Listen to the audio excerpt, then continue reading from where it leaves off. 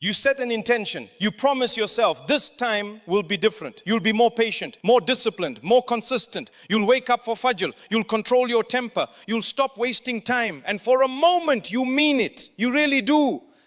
But then the same patterns return. You delay what you know you should do. You react when you meant to stay calm. You scroll when you meant to be productive. You fall back into habits you swore you'd quit. And afterward, there's this quiet confusion.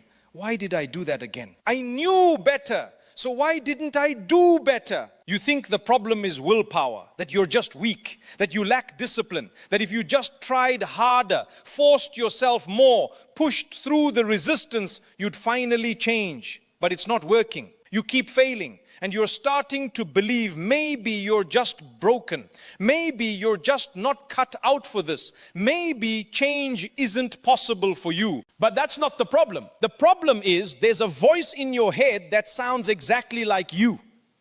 It uses your logic. It knows your weaknesses. It speaks in your tone. And it's not serving you. It's your nafs, your ego, your lower self, your impulse.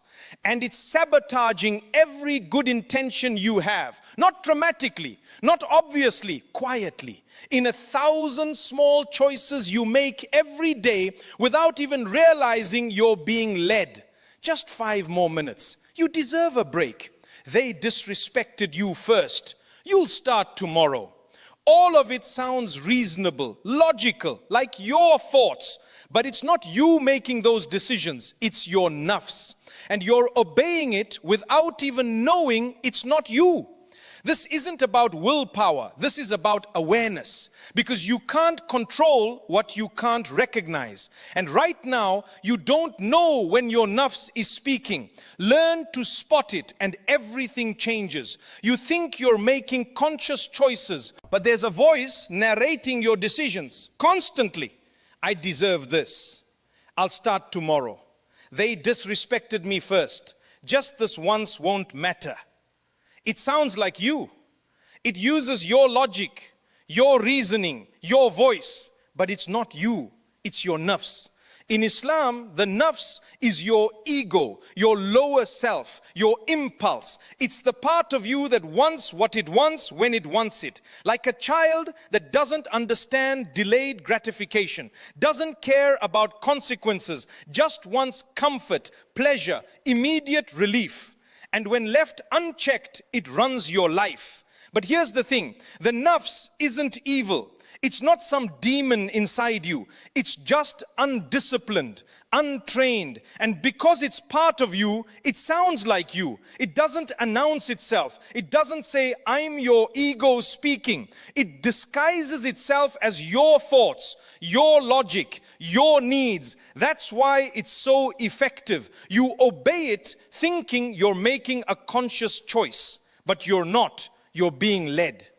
You're lying in bed, alarm goes off for Fajr, and immediately the voice, you're so tired, you need rest. 5 more minutes won't hurt. Allah is merciful, you can make it up later. Sounds reasonable, right? Sounds like you thinking logically about your needs, but it's not, it's your nafs. And you obey it, you hit snooze, you miss Fajr, and later you feel guilty. But in that moment, you genuinely thought you were making a reasonable decision. Or you're about to do something productive, start that project, clean the house, exercise, and the voice, you're not in the right mindset. You'll do it better tomorrow. Just relax for now. You've had a hard day. Again, sounds logical, sounds like self-care, but it's your nafs avoiding discomfort, choosing ease over effort, and you believe it's you because it's using your voice. Or someone criticizes you, and instantly the voice, how dare they? They don't know what you've been through. You need to correct them. You need to defend yourself. You can't let this slide. Sounds like self-respect, right? Sounds like standing up for yourself. But it's your nafs protecting your ego. And you react. You say things you regret. Because in that moment, your nafs convinced you that reacting was the right thing to do. This is how it operates. It doesn't tell you to do obviously wrong things. It frames everything as reasonable, justified, necessary. And because it sounds like you, you don't question it. You just obey.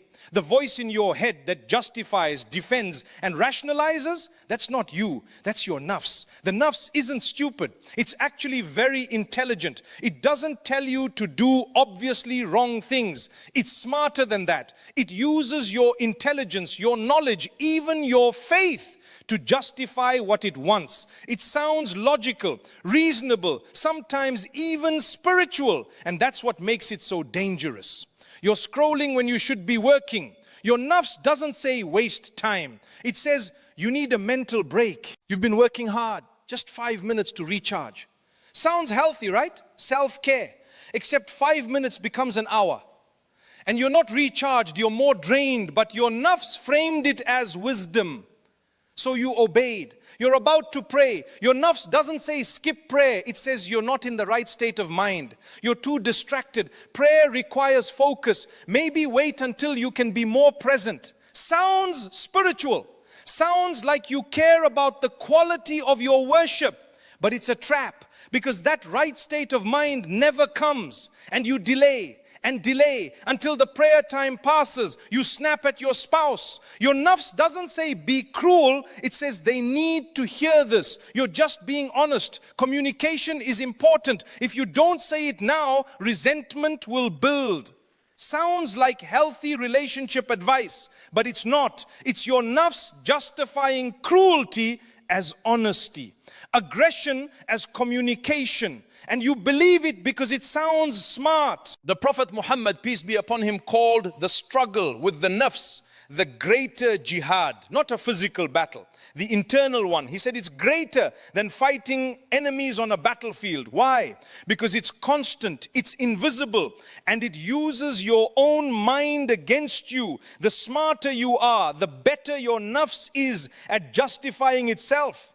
Because it has more tools to work with, more knowledge to twist, more logic to hijack. It doesn't argue against you. It works with your intelligence. It starts with what it wants: comfort, ego protection, immediate gratification, then works backwards to find a logical justification, and you believe it because it sounds like you thinking clearly. You know you should apologize, but your nafs says, why should you go first?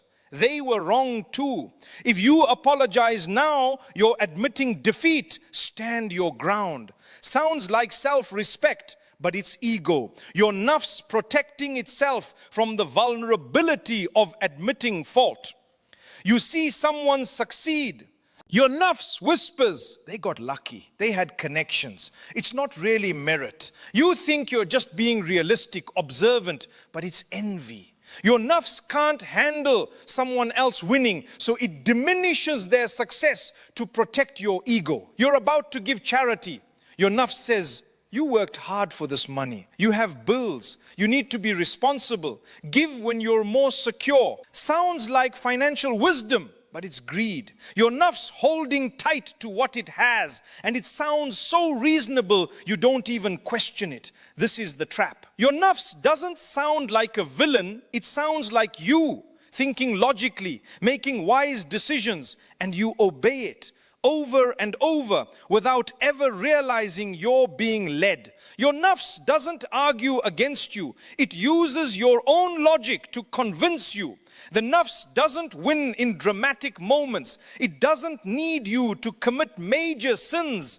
It wins in small, invisible choices. Tiny moments where you obey without noticing. And each small obedience strengthens it, makes it louder, more convincing, more automatic. You were going to wake up for Fajr. Your nafs whispers, 5 more minutes. You obey. You were going to stay calm during that conversation. Your nafs says, correct them now. You obey. You were going to start that project today. Your nafs says, tomorrow you'll be more motivated. You obey. None of these feel like major failures. They're small, insignificant. You barely notice them. But the nafs thrives in the ordinary. It doesn't need big sins. It just needs small obedience. 1,000 times a day, and before you know it, your entire life is run by impulse disguised as reason. You see someone succeed, your nafs whispers, they don't deserve that. You work harder. You think it's just an observation. but it's envy. And you don't even recognize it as your nafs because it sounds like you just being honest. You're about to apologize. Your nafs says, why should you go first? You weren't the only one wrong. Sounds like fairness, but it's ego protecting itself from vulnerability. And you listen. The apology never happens. The relationship stays broken because your nafs convinced you that being right matters more than being connected. You're about to be generous, give charity, help someone. Your nafs says, what if you need that later? You've worked hard, you deserve to keep this. Sounds like responsibility, financial wisdom, but it's greed, your nafs hoarding. And it frames it so well, you actually feel virtuous for not giving.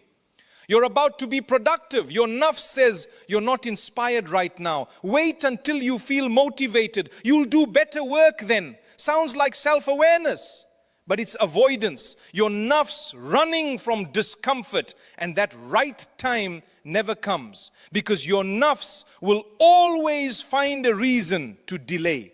Here's what's terrifying. You can go through an entire day, an entire life, obeying your nafs in 1,000 small moments and never once realize it's not you making those choices. You think you're reasoning, deciding, choosing, but you're just following impulse dressed up as logic. Every delay, every justification, every rationalization, every defensive reaction, every moment of avoidance, your nafs, and you didn't even see it because it sounds like you, uses your voice, your intelligence, your values and turns them all against your own goals. Your nafs doesn't need big sins, it just needs small obedience 1,000 times a day.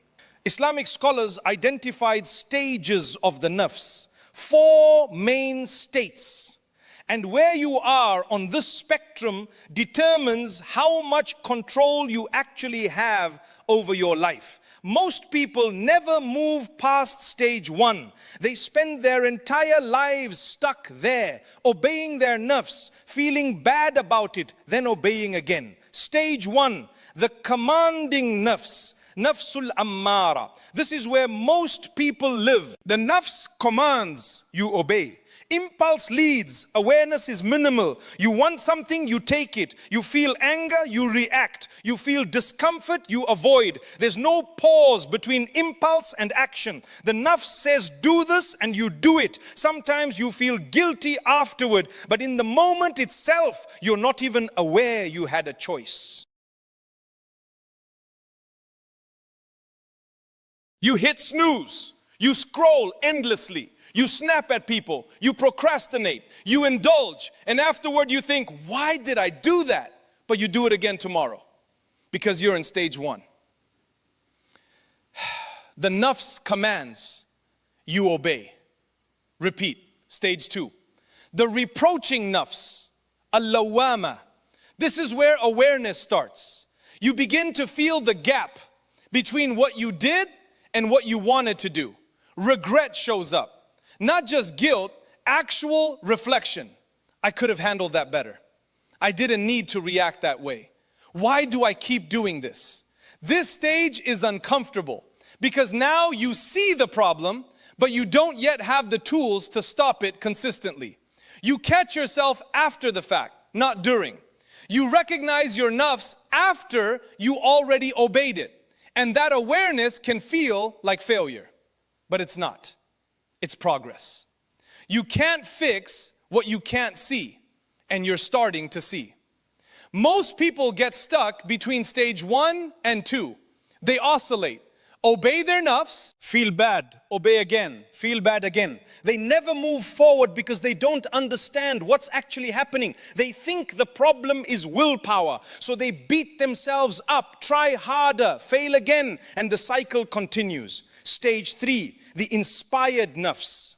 Here's where real change happens. You start catching your nafs while it's speaking, not after, during. You feel the impulse to react and you pause. You hear the justification and you recognize it as your nafs. You notice the urge and you don't automatically obey. This doesn't mean you never fail. It means you're aware. You see the choice. Sometimes you choose wisely, sometimes you don't. But you're no longer blind. Your nafs is losing its invisibility. And the moment it's seen, it weakens. Stage 4, the tranquil nafs. This is surrender, not in a defeated way, in a peaceful way. Your nafs is no longer running the show, awareness is.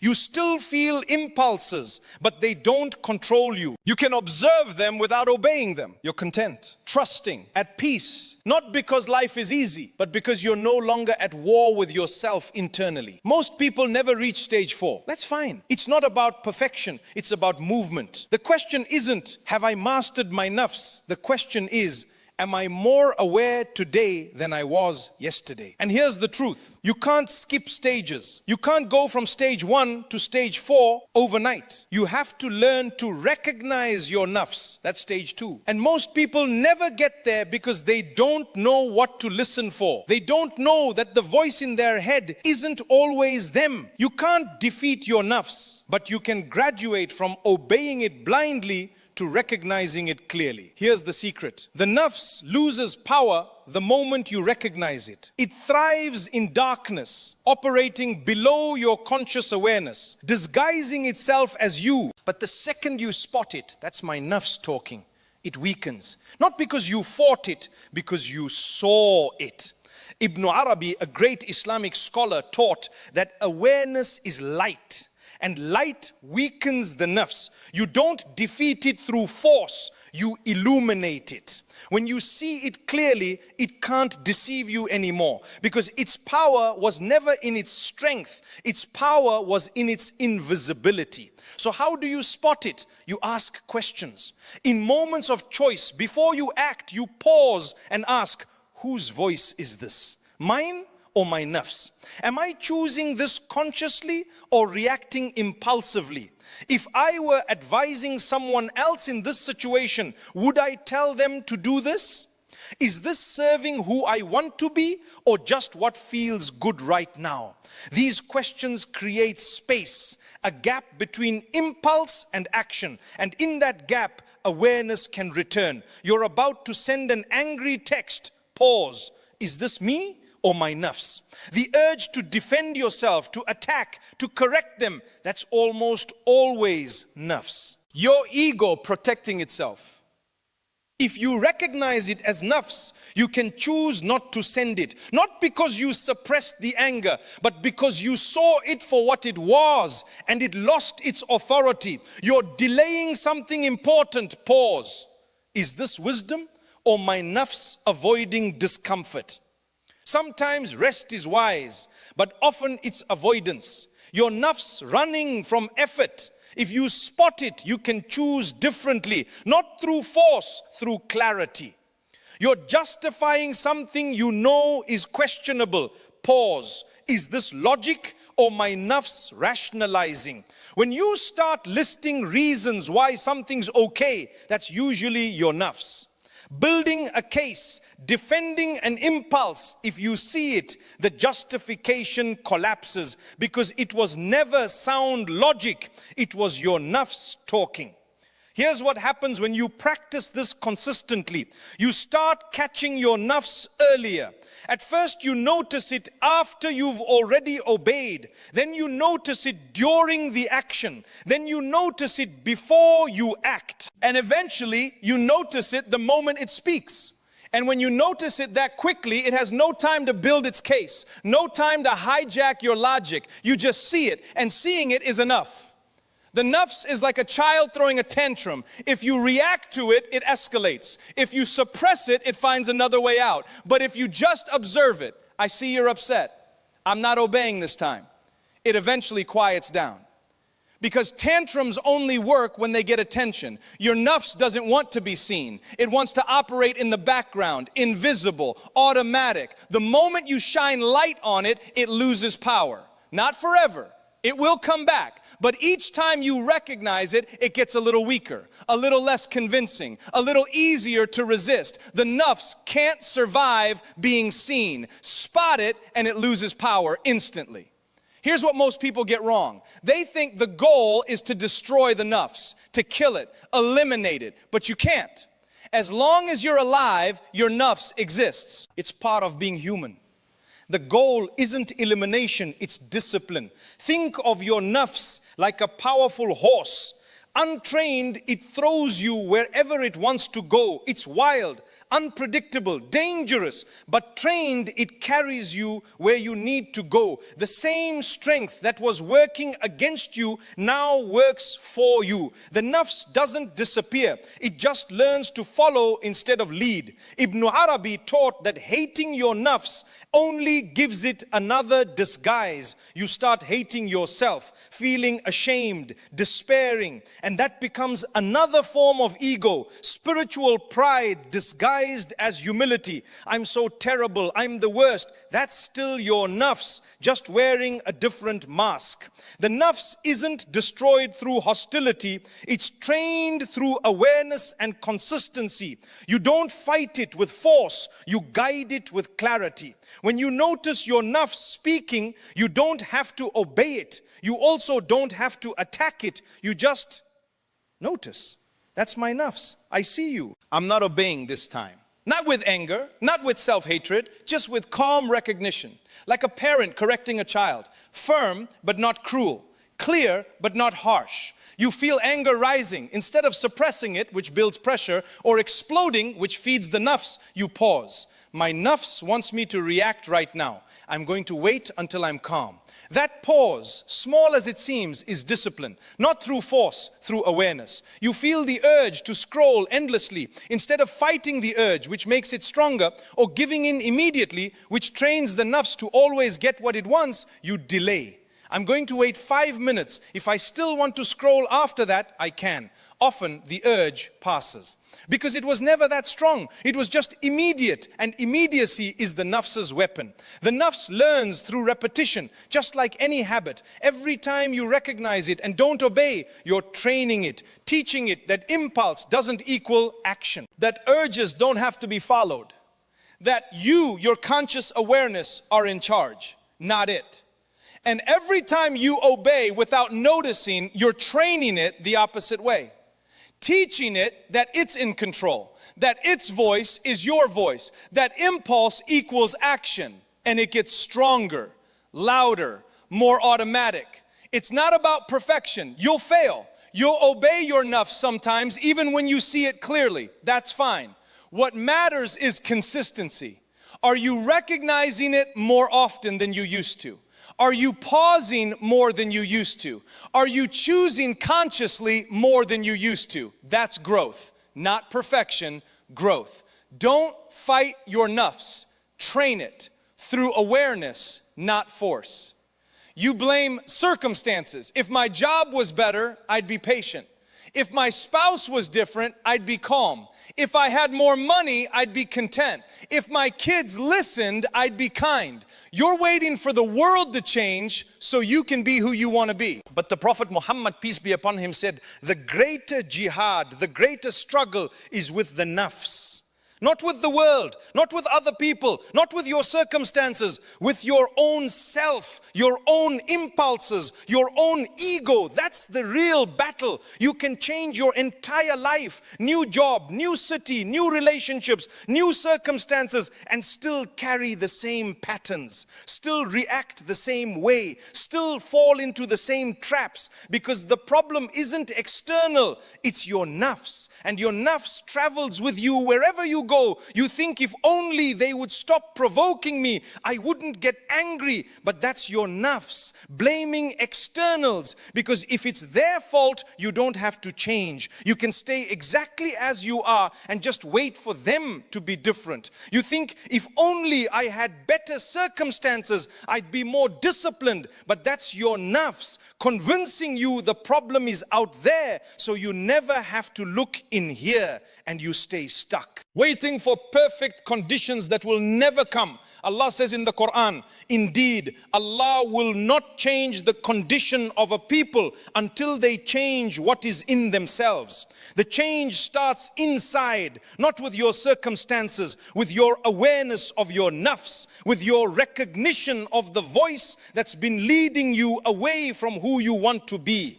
You can't control what happens to you, but you can recognize when your nafs is reacting and choose not to obey. Someone disrespects you, you can't control that, but you can recognize your nafs screaming, defend yourself, attack back, don't let this slide, and choose silence instead. Not because you're weak, because you're aware. Your project fails, you can't control that, but you can recognize your nafs spiraling into despair, blaming everyone or quitting entirely, and choose to keep going anyway. Not because you're ignoring reality, because you're not letting your nafs interpret reality for you. You don't get what you wanted, you can't control that.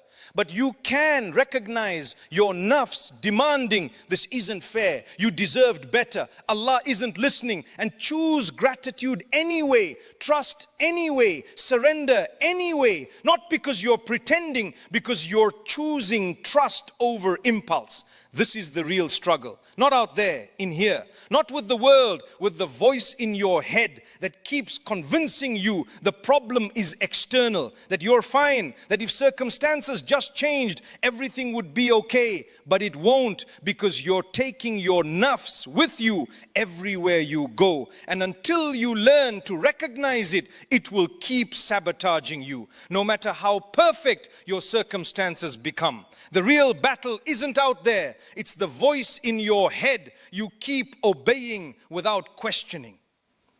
You set intentions, you mean them, but the same patterns return. You delay what you know you should do. You react when you meant to stay calm. You fall back into habits you swore you'd quit. And you think you're weak, that you lack discipline, that you'll never change. But you're not weak. The problem isn't willpower. The problem is you don't recognize your nafs. That voice in your head that sounds like you but isn't serving you. The voice that justifies every delay, rationalizes every reaction, defends every impulse. The voice that hijacks your intelligence and uses it against your own goals. Just 5 more minutes. You deserve this. They disrespected you first. You'll start tomorrow. This is justified. All of it sounds reasonable, logical, like your thoughts. But it's not you making those decisions. It's your nafs. And you've been obeying it without realizing it's not you. Your nafs uses your logic against you. It doesn't argue against what you believe. It starts with what it wants, then works backwards to find justification. And because it sounds like you, you don't question it. You just obey. In 1,000 small choices every day, each one insignificant, but together they run your life. Most people spend their entire lives in stage 1, the commanding nafs. Impulse speaks, they obey. Feel bad, obey again. They never move forward because they don't know they're stuck. They think the voice is them, so they never question it, never pause, never create space between impulse and action. But the nafs loses power the moment you recognize it. It thrives in darkness, in invisibility. But the second you see it, that's my nafs talking, it weakens, not because you fought it, because you illuminated it. And light is what the nafs can't survive. So you learn to spot it. You ask questions. Whose voice is this? Mine or my nafs? Am I choosing this or reacting? Is this serving who I want to be or just what feels good now? That pause, that moment of awareness is where your power lives. Not in fighting the nafs with force, but in seeing it with clarity. And you don't destroy it. You can't. As long as you're alive, it exists. You train it. Through consistency, through awareness, through recognizing it and choosing not to obey, over and over, until the nafs learns that impulse doesn't equal action, that it's not in charge, that you are. The real struggle isn't out there. It's not your circumstances. It's not other people. It's the voice in your head convincing you the problem is external, so you never have to look internal, and you stay stuck, waiting for the world to change, when what needs to change is your awareness of what's leading you. Ya Allah, I've been blind to my own nafs. I thought those justifications were my thoughts. I thought those reactions were my choices. I thought that voice was me, but it wasn't. My nafs has been leading me and I didn't even see it. Open my eyes. Help me recognize when my nafs is speaking. Give me the awareness to spot it before I obey it, and give me the